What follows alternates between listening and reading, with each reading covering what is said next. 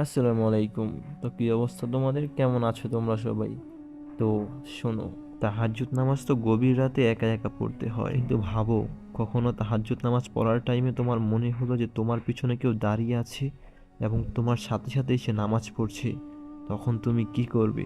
ভয় পাবে নাকি মোকাবেলা করবে? হ্যাঁ, এইরকমই একটা ঘটনা নিয়ে আজকের মুভি মাকুমুম। এছাড়া আমি নয়ন। তো কি অবস্থা তোমাদের? কেমন আছো তোমরা সবাই? আশা করি সকলেই ভালো আছো। তো চলো, বেশি কথা না বলে গল্প শুরু করা যাক। তো কাহিনী শুরুতে আমরা চিত্রা নামের একটি গার্লস ডরমিটরিতে নুরুল নামের এই মেয়েকে দেখি। নুরুল মাঝরাতে তাহাজ্জুদ নামাজ পড়ার জন্য ঘুম থেকে ওঠে। অতঃপর সে তার আরেকজন রুমমেট নিসাকেও নামাজের জন্য ডাকে, কিন্তু নিসা ঘুম থেকে ওঠেনি। সেখানে তার আরেকজন রুমমেট পুত্রী রুম থেকে মিসিং ছিল। তাই নুরুল একাই উজু করতে চলে যায়। এদিকে একটি শব্দ যখন নিসার ঘুম ভেঙে যায়, তখন সে বেড থেকে উঠে বাইরে চেক করতে গেলে দেখে মেন গেটটা নিজে নিজেই খুলে যায়। এইটা দেখে নিসা ভয়ে তাড়াহুড়ো করে আবার নিজের বিছানায় এসে শুয়ে পড়ে। কিছুক্ষণ পর নুরুল অজু করে এসে নামাজে দাঁড়িয়ে পড়ে। হঠাৎ করেই তাদের রুমের দরজাটি নিজে নিজেই খুলে যায়, আবার বন্ধও হয়ে যায়। এমন মনে হচ্ছিল যেন দরজা খুলে কেউ ভিতরে প্রবেশ করলো। এর ফলে বিছানায় শুয়ে থাকা নিসা ও নামাজে দাঁড়ানো নুরুল দুজনেই ভয় পেতে শুরু করলো। নুরুলের ভয়টা তখন আরো বেড়ে যায় যখন সে নামাজে তাকবীর মানে আল্লাহু আকবার বলার সাথে সাথে তার পিছন থেকেও কেউ আল্লাহু আকবার বলে ওঠে। এবার নুরুলের এমন মনে হচ্ছিল যেন কেউ তাকে ফলো করে নামাজ আদায় করছিল। আর তার জানা মতে নিসা তো বিছানায় আর পুত্রী তো বাইরে, তাহলে তাকে ফলো কে করছে?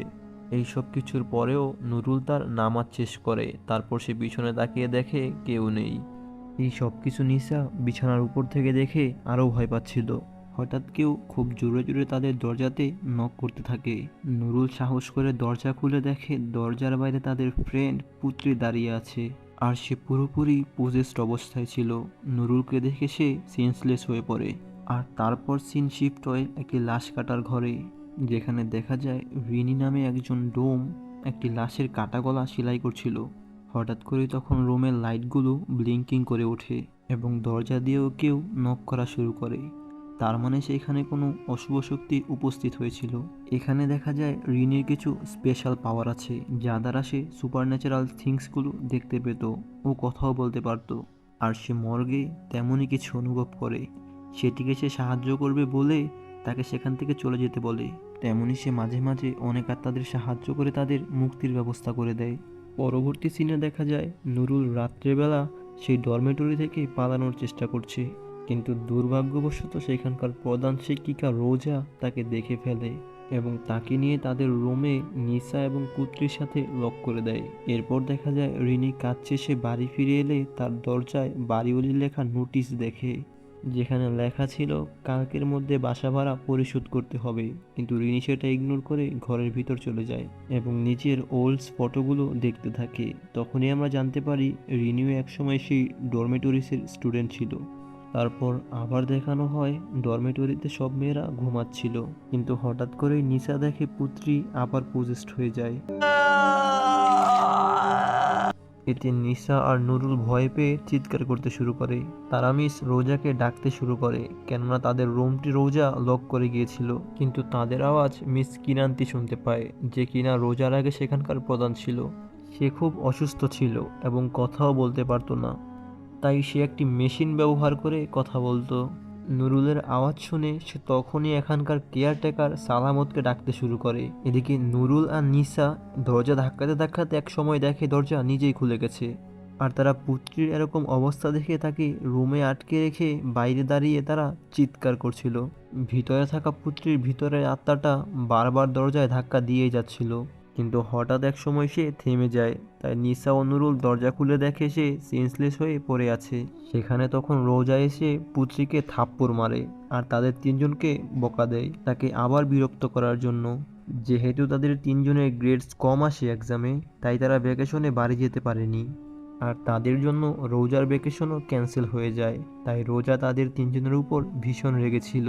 রোজা তাদের বকাঝকা করে সেখান থেকে কিনান্তির রুমে সালামতকে খুঁজতে যায়। কিনান্তি তখন রোজাকে ডরমেটরি বোর্ডের একটি নির্দেশ জানাতে নিলে রোজা তাকে চুপ করিয়ে দেয় এবং সেখানে আরাম করতে বলে। সে আরও জানিয়ে দেয় জলদি সে কিনান্তিকে তার পরিবারের কাছে পাঠানোর ব্যবস্থাও করবে। যাতে তার পরিবার তার খেয়াল রাখতে পারে। এদিকে দেখা যায় মেয়েগুলো খুব চিন্তিত ছিল যে কিভাবে তারা এইসব কিছু থেকে মুক্তি পাবে। তখন তাদের রিলিজিয়াস টিচার মিস্টার গান্দের কথা মনে পড়ল, কিন্তু তখন তারা বুঝতেছিল না কিভাবে তারা মিস্টার গান্দের সাথে কন্ট্যাক্ট করবে, কারণ ডরমেটরি থেকে বাইরে যাওয়া তাদের জন্য অ্যালাউ ছিল না। পরের দিন আমরা সকালের সিন দেখতে পাই, যেখানে রিনির বাড়িওয়ালি তার কাছ থেকে ভাড়া নিতে এসেছিল, কিন্তু রিনি তাকে মাত্র 2 মাসের ভাড়া দিতে পারে, যদিও তার 5 মাসের ভাড়া বাকি ছিল। তাই বাড়িওয়ালি রিনিকে বাড়ি ছেড়ে দিতে বলে। রিনি বাড়ি ছেড়ে দিয়ে জিনিসপত্র নিয়ে রাস্তায় হাঁটছিল, তখনই তার সালামতের সাথে দেখা হয়। সালামতও তখন রিনির খোঁজে বের হয়েছিল, যদিও সে রিনির বর্তমান ঠিকানা জানতো না, তাই তাকে খুঁজে পাচ্ছিল না। রিনি তখনই ডিসাইড করে সে সালামতের সাথে আবার ডরমেটরিতে ফিরে যাবে। রাস্তায় সালামত রিনিকে রোজার ব্যাপারে সব কিছু জানায়, যে তার জীবনে অনেকবার বিবাহ বিচ্ছেদ ঘটে, যা তাকে একদম কঠোর বানিয়ে দেয়। আর তাই সে সেখানে থাকা মেয়েদের সাথে খুব শক্ত ব্যবহার করে। রিনি এবার সালামতকে তার বেস্ট ফ্রেন্ড নিংসির ব্যাপারে জিজ্ঞেস করে, কিন্তু সালামত কোনো উত্তর দেয়নি। তখনই রিনি রাস্তার মাঝে একটি মেয়ের আত্মাকে দেখতে পায়, কিন্তু সে বুঝতে পারেনি এটা কে ছিল।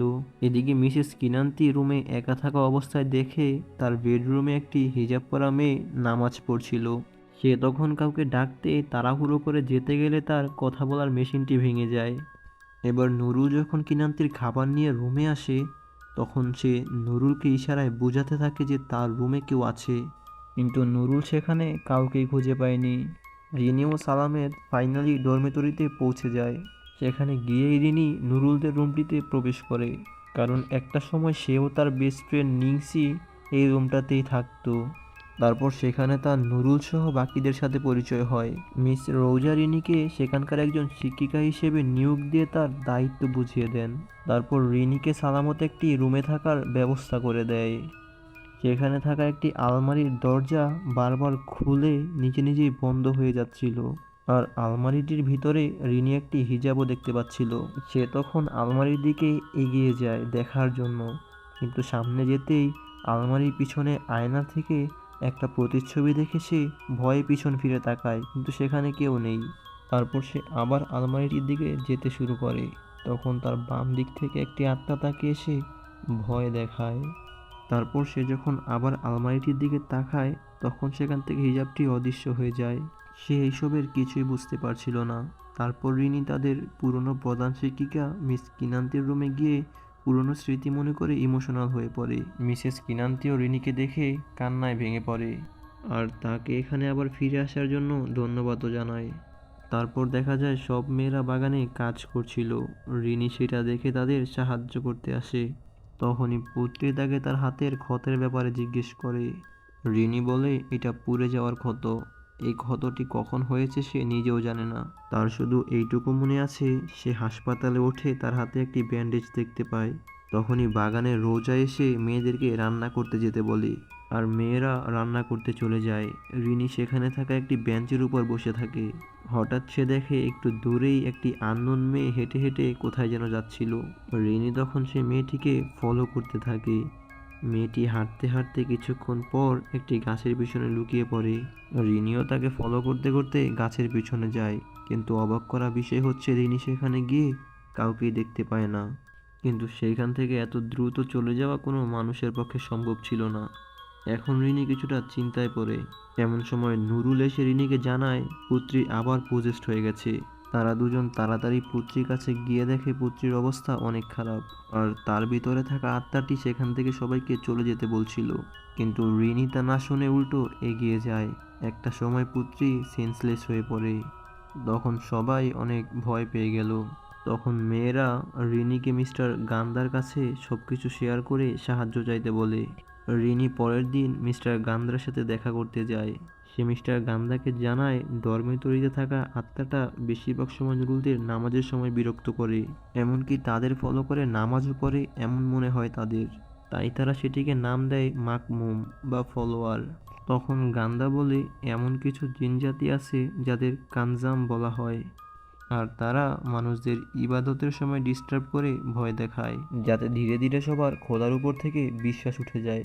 মেয়েরা যদি তাদের ঈমান ধরে রাখতে পারে, তাহলেই তারা আত্মাটিকে হারাতে পারবে। আর তারপরেও কোনো সমস্যা হলে রিনি যেন তাকে ইনফর্ম করে। সেই রাতে আমরা মিসেস কিনান্তিকে দেখি, যে কিনা রিনিকে একটি কাগজে লিখে বলছিল সে যেন এই ডরমেটরির প্রধান হয়ে যায়। রিনি তার কাছে কারণ জানতে চাইলে কিনান্তি কারণ লিখতে যাবে অমনি আত্মাটা তার হাত আটকে দেয়, কারণ সে চায় না রিনি কিনান্তির কাছ থেকে কোনো ইনফরমেশন জানুক। তারপরের সিনে দেখা যায় নিশা এশার নামাজ আদায় করতে শাওয়ার নিতে যাচ্ছিল, কিন্তু সে একা যেতে ভয় পাচ্ছিল, তাই নুরুলকে তার সাথে যেতে বলে। কিন্তু নুরুল তখন ঘুমিয়ে পড়েছিল, তাই নুরুল ঘুম ঘুম চোখে বলে, তুমি পুত্রীকে নিয়ে গোসল করতে যাও, আমার খুব টায়ার্ড লাগছে। তখন নিশা দেখলো পুত্রী তখন বাথরুমের দিকেই যাচ্ছিল, তাই সে পুত্রীর সাথে শাওয়ার নিতে চলে যায়। আসলে তখন পুত্রী রুমে বসে পড়াশোনা করছিল। নিশা বাথরুমে গিয়ে দেখে পুত্রীর বদলে সেখানে সেই মাকমুম আত্মাটা ছিল, আর শাওয়ার দিয়ে পানির বদলে রক্ত বেরোচ্ছিল। এইসব দেখে সহ্য করতে না পেরে নিশা চিৎকার করে দেয়। তার চিৎকার শুনে সেখানে বাকিরা এসে তাকে রক্ষা করে। এবার রিনি মিস্টার গান্ধাকে দ্রুত ডরমেটরিতে আসতে বলে, আর অন্যদিকে মিসেস কিনান্তি যখন ঘুমাচ্ছিল তখন আত্মাটা তাকে পোজেস্ট করে ফেলে। রিনি সেই রাতে যখন একা একা তাহাজ্জুদের নামাজ পড়ছিল তখন আত্মাটা তাকে ভীষণ ভয় দেখায়। সেই মুহূর্তে সালামত এসে রিনিকে বলে মিসেস কিনান্তিকে পাওয়া যাচ্ছে না। এদিকে মিস রোজার দরজাকেও নক করলে সে দরজা খুলে দেখে মিসেস কিনান্তি সেখানে দিব্যি সুস্থ দাঁড়িয়ে আছে। তখনই মিস কিনান্তি রোজাকে অ্যাটাক করে, আর কিনান্তির ভিতরে থাকা আত্মাটা রোজাকে পোজেস্ট করে। এবার সালামত ও রিনি রোজাকে নক করে সবকিছু বললে সে কোনো রিয়েক্ট না করে দরজাটি বন্ধ করে দেয়। সালামত রোজার রুড বিহেভিয়ার দেখে রিনিকে বলতে শুরু করে যে মিসেস কিনান্তি এইখানে ঘটে যাওয়া সমস্ত ঘটনার কারণ হিসাবে অনেক আগে ঘটে যাওয়া একটা অগ্নিকাণ্ডকে দায়ী করে। এমন সময় তারা বারান্দায় পুত্রীকে দেখতে পায়। সালামত রিনিকে বলে, কিনান্তির ব্যাডের নিচে একটা বক্স আছে, আপনি গিয়ে সেটা চেক করুন, আমি দেখছি পুত্রী কোথায় যায়। সালামত পুত্রীকে ফলো করে গিয়ে দেখে বাগানে পুত্রী অজ্ঞান অবস্থায় মাটিতে পড়ে আছে। সে যখন পুত্রীকে উঠাতে যাবে তখন পোজেস রোজা সালামতের উপর নির্মমভাবে অ্যাটাক করে। রিনি কিনান্তির বেডের নিচের বক্সটাতে কিছু নিউজ পেপারে কাগজ খুঁজে পায়। সেখানে লেখা ছিল ডরমেটরিতে বড় ধরনের একটি অগ্নিকাণ্ড হয় এবং সব ছাত্রছাত্রীকে বাঁচানো হয়, কিন্তু তারপর থেকে রিনির বেস্ট ফ্রেন্ড নিংসি সেখান থেকে মিসিং হয়ে যায়। এগুলো দেখতে দেখতে রিনির মনে পড়ে সে যখন ভ্যাকেশনে এক রাত এখানে স্টে করেছিল তখন সে আর নিংসি একসাথে নামাজ পড়েছিল, আর তখন নিংসি রিনির মাকমুম মানে ফলোয়ার ছিল। তার নামাজ শেষ হলে সে নিংসিকে বলে তার আরও কিছু প্রেয়ার্স বাকি আছে, সে চাইলে রুমে চলে যেতে পারে। তারপর সে তার প্রেয়ার কমপ্লিট করে যখন রুমে চলে যায় সেখানে গিয়ে তখন দেখে ভয়াবহ আগুন লেগে গিয়েছিল। আর রিনি তখন সালামতকে নিয়ে নিংসিকে খুঁজতে থাকে, কিন্তু হঠাৎ করে উপর থেকে আগুন ধরা একটি কাঠ তার হাতের উপর পড়ে আগুন ধরে যায়, আর সে অজ্ঞান হয়ে যায়। তারপরের ঘটনা সে কিছুই জানে না। রিনি যখন এসব নিয়ে ভাবছিল তখনই হঠাৎ রুমের ইলেকট্রিসিটি চলে যায়। রিনি কোনো মতো একটি ল্যাম্প জ্বালিয়ে সেখান থেকে বাইরে বেরোচ্ছিল, কিন্তু তখনই হঠাৎ আত্মাটা তার পা ধরে তাকে টেনে ফ্লোরের মধ্যে ফেলে দেয়। এই যে তার হাতের ল্যাম্পটি পরে ভেঙে যাওয়ার কারণে রুমে আগুন ধরে যায় আর রিনি বেহুশ হয়ে যায়। আত্মাটা তাকে স্বপ্নে দেখায় যে এইভাবে সেদিন একটি ল্যাম্প থেকে পর্দায় আগুন লেগে নিংসি পুড়ে মারা গিয়েছিল, আর ততক্ষণে রিনির রুমেরও আগুন বেরিয়ে চলছিল। কিন্তু সেই মুহূর্তে মিস্টার গান্দা এসে আগুনের মাঝে রিনিকে দেখতে পেরে সাথে সাথে উদ্ধার করে ফেলে। এবার তারা দুজন মিলে পুত্রী ও সালামতকে উদ্ধার করে ফেলে। এবার সালামত রিনিকে সত্যি সত্যি বলে দেয় যে ওই রাতে সালামত আর মিসেস কিনান্তি যখন সব মেয়েদের বাঁচিয়ে ফেলে তখন একটি রুমে তারা নিংসির ঝলসে যাওয়া বডি দেখতে পায়। তখন তারা ডরমিটরির রেপুটেশনের কথা চিন্তা করে লাশটিকে দাফন করে দেয়, কিন্তু আমরা দেখতে পাই নিংসিকে দাফন করার সময় সে জীবিত ছিল, কিন্তু সালামে তাড়াহুড়া করার সময় দেখতে পায়নি। আর পুত্রী নিংসির ছোট বোন ছিল, তাই নিংসি পুত্রীকে পোজেস্ট করে রাখতো। নুরুল ও নিসা রুমে ঘুমাচ্ছিল যখন তখন তাদের উপর আবার নিংসির আত্মা অ্যাটাক করে। তারা যখন দরজা খুলে বাইরে বের হতে নিবে তখন দেখে দরজা বাইরে থেকে লক করা। এদিকে মিস্টার গান্দা নুরুল ও নিসাকে যখন বাঁচাতে আসে তখন আত্মাটা তাকেও অ্যাটাক করে, কিন্তু সে একের পর এক দোয়া পাঠের মাধ্যমে আত্মাটাকে সেখান থেকে অদৃশ্য হতে বাধ্য করে। তারপর সে নুরুল ও নিসাকে সেখান থেকে বের করে বাঁচিয়ে ফেলে। তখন আবার আত্মাটি রোজার উপর প্রজেস্ট করে নুরুলের উপর অ্যাটাক করে। এবার সবাই মিস্টার গান্ধাকে ফলো করে আল কোরআনের কিছু সূরা পাঠ করে আত্মাটাকে সেখান থেকে যেতে বাধ্য করে। আত্মাটি তখন নিজের আসল রূপে তাদের সামনে আসে, আর মিস্টার গান্ধা তখন আল কোরআনের সবচেয়ে পাওয়ারফুল আয়াতুল কুরসি পড়ে আত্মাটাকে ধ্বংস করে দেন। আর তারা মিসেস কিনান্তিকেও খুঁজে বের করে ফেলে। তারপর মিসেস কিনান্তি সবাইকে জানায় বোর রৌজাকে পরিবর্তন করে রিনিকে সেখানের প্রধান শিক্ষিকা হিসেবে নিয়োগ দেন। সেই পুত্রীকে কাছে ডেকে তার কাছে তার বোন নিংসির ব্যাপারে ক্ষমা চায়, আর বলে তার বোন নিংসির কবর সেই বড় গাছটার নিচে আছে।